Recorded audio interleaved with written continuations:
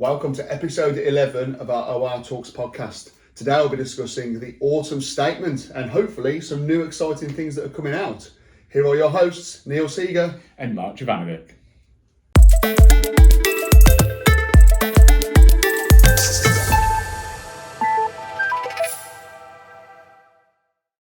So today it's autumn statement day. What a fantastic day. We get to find out all the things that the Chancellor's planning to do for the future and remainder of the tax year. Who knows what we're going to find out. I'm joined by a few wonderful technical geniuses. So we'll start off with you, Jam. Can you introduce yourself, mate? So I'm Jamal, I'm a personal tax advisor here at Ormerod Rutter, and hopefully I'll be able to help today. Thank you. What else have we got? Hi, I'm Elizabeth. I'm an accounts manager here at Ormerod Rutter, and hopefully we'll find out some exciting new plans for the government. Yeah.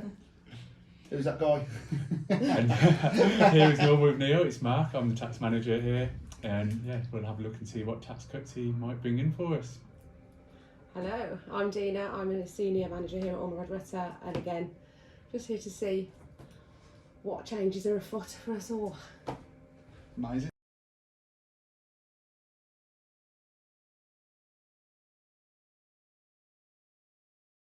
So Elizabeth, the Chancellor has announced something to do with the minimum wage.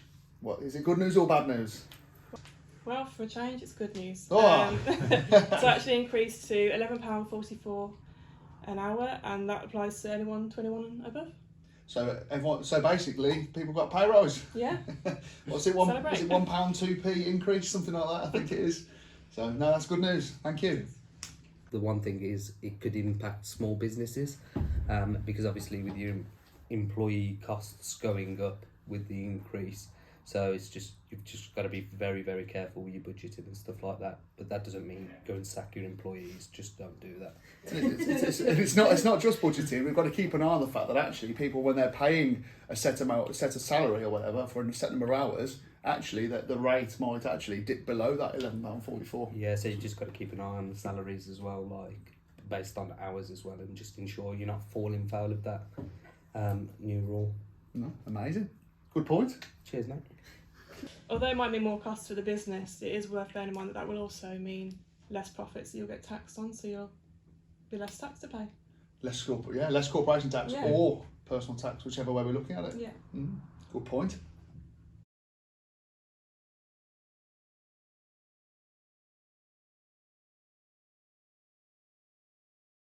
So Dina, what are they doing with the R&D? That sounds a bit interesting.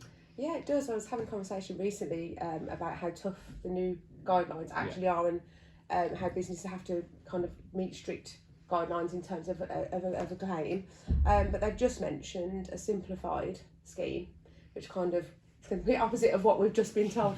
And obviously mentioned a drop in tax rates for loss-making businesses going down from 25% to 19%. So again, we need to get more detail on this to see how that would apply. That's it, to isn't it? It's different businesses. Yeah. always the detail, isn't it? Yeah. It sounds so good. It does. Kind of come full circle again, haven't they? So we'll see. Yeah. Watch this space.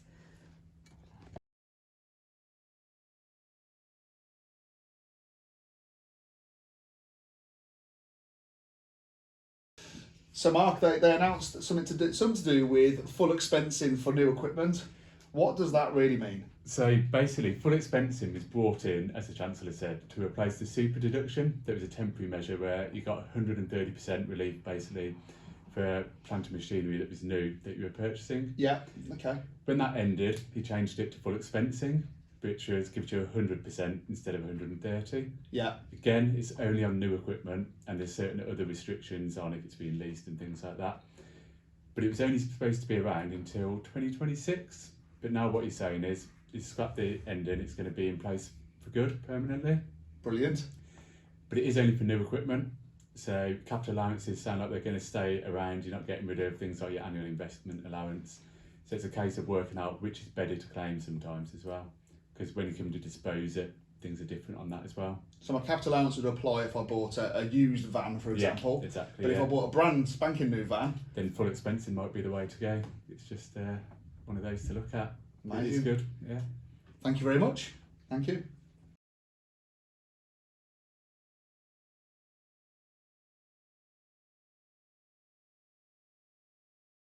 So the Chancellor has very kindly announced an adjustment to national insurance mark, I believe, for self-employed people. He has indeed. It's quite an interesting one as well. It's been knocking around for a while about getting rid of it completely, and now he's actually doing it by the sounds of it. Which one's he getting rid of? Class 2. Oh, I'm not class 4 then. No, I was trying to pay that. No, he's doing something with Class 4 as well, which we'll Okay. look at in a minute. But Class 2 Yeah. is actually the cheapest way of ensuring you get your state pension. Okay. So it's an interesting one that he's getting rid of, but it does sort of make sense in another way because you've got that many different classes that self-employed pay. So just get rid of another one. But am I still aware to get my state pension? You are, which we need to look at the detail behind this because Yeah. at the moment you pay £190 roughly to your Class 2, which gives you a qualifying year for your state pension. Yeah. Now we said you're going to still be able to pay voluntary to get that, but we need to look at the detail behind where that's Keys in coming the detail, from. as always with these things. It is. It's an interesting one. So it's good on the one hand it's gone, but Yeah. we need to find out exactly how you're still going to be able to qualify for your state pension, what you're going to have to pay. Yeah, see if it's as good as it sounds. 'Cause it sounds Exactly. amazing, but whether it is. The devil's in the detail, isn't it? Exactly. And then Class 4 as well, then he's cut that by 1%. So again, that's saving people money there. So it's gone from 9% to 8%. 8%, yeah. Okay.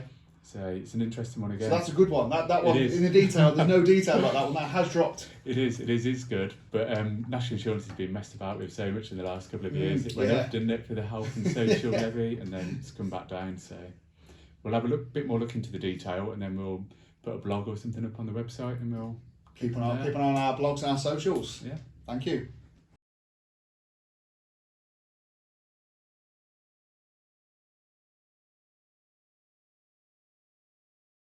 So Jamal, they've announced the Chancellor's just announced that the state pensions due to increase.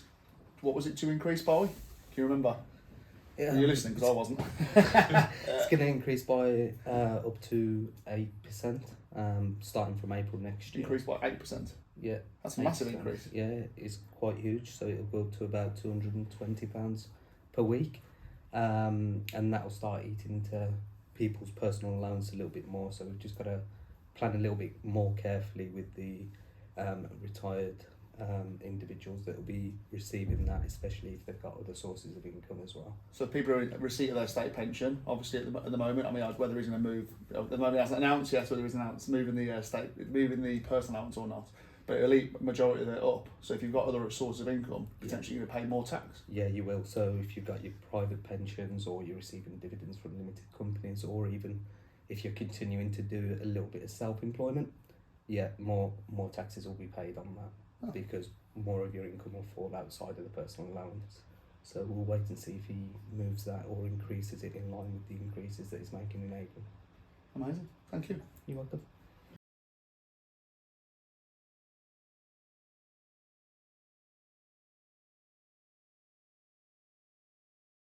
So Neil, then the Chancellor, what's he said about business rates? So business rates. So basically, what are business rates? Okay, so business rates are when you've got commercial premises, you pay rates on that property. The same as the residential, but you pay it for commercial properties. So it's like your council tax for Basically business. for business, correct? That's Got it. Okay. So what has he actually done? Well, he's frozen the multiplier for another year. Okay. Obviously, the devil's in the detail, and that's going to be coming out in our report shortly.